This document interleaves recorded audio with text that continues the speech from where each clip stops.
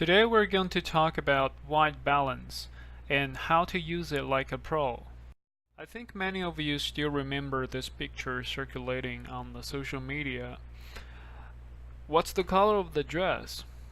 Is it blue and black or white and gold? People have been debating for quite a while, and the reason this picture can have such a debate is because the white balance is somehow messed up in this picture. When the white balance is correctly set, you should see something like this. We know that the dress is actually blue and black, and the reason it looks somehow white and goldyish is because the color temperature become too warmer than it should be. That's how it looks like white and gold. And it can be even worse.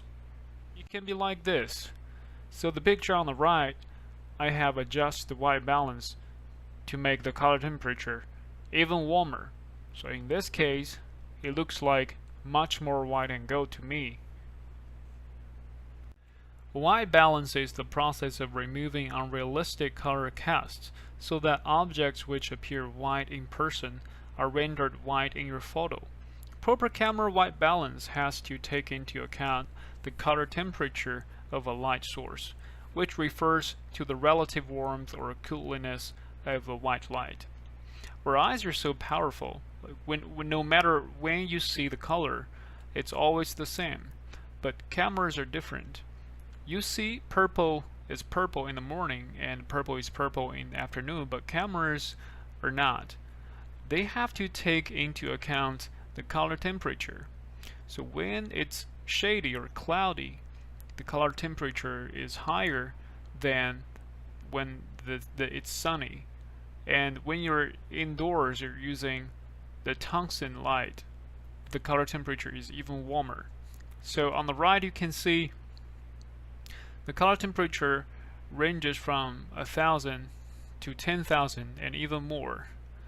And as the number goes bigger, it gets more blue. And when the number goes smaller, it gets more yellow and red.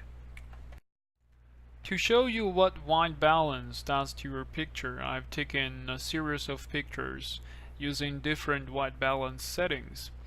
I'm taking the picture of my cleaning handkerchief. I normally use this thing to clean my lens, and for itself it's white, and you can see only when the color temperature is about 5300 K the color of the handkerchief is correctly represented in this picture. And when the color temperature is smaller than 5300 K, it becomes somehow more bluish, and while the number is bigger than that, it becomes somehow more yellowish. So why is that?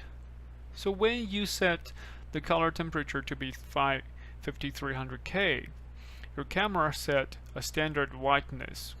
So if the light source you get is warmer than this, so it will appear yellowish on your picture. However, if the light source you get is above the threshold, it will appear bluish on your final picture. So that's really explained why when the color temperature was set 2500 K, everything looks so bluish. It's because all the light source you get in your camera, it's above this standard whiteness. So that's why it appears so bluish on your final picture. One of the solutions to this issue is to always shoot RAW. When you shoot RAW files, you can always reset your white balance settings after you shoot the picture. To show you how to play with your RAW files, I've chosen one of the RAW files I've taken to make the comparison in a former slide. So you can see in this RAW file, when you incorporate this RAW file into your Photoshop, you can actually adjust the color temperature. So as you adjust the bar, the color will just change from bluish to yellowish. So whenever you feel it looks okay, then that's probably the color temperature you need. The other solution to this issue is to manually preset the white balance on your camera. In order to do this, you need to change the white balance mode into pre, and pre means preset. So how do you do that? You can use something called a white balance filter. It works like this. You put the white balance filter in front of your lens, and when the light source travels through the filter, it actually tells your camera this is the standard whiteness right now. Or you can take a much more simpler approach. If you don't want to spend $50 purchasing a white balance filter, you can use any white wall in the place where you're going to shoot any photos, and the color of the white wall will become the standard whiteness in your camera. And that's all for today on white balance, and I'll see you next time. Bye bye.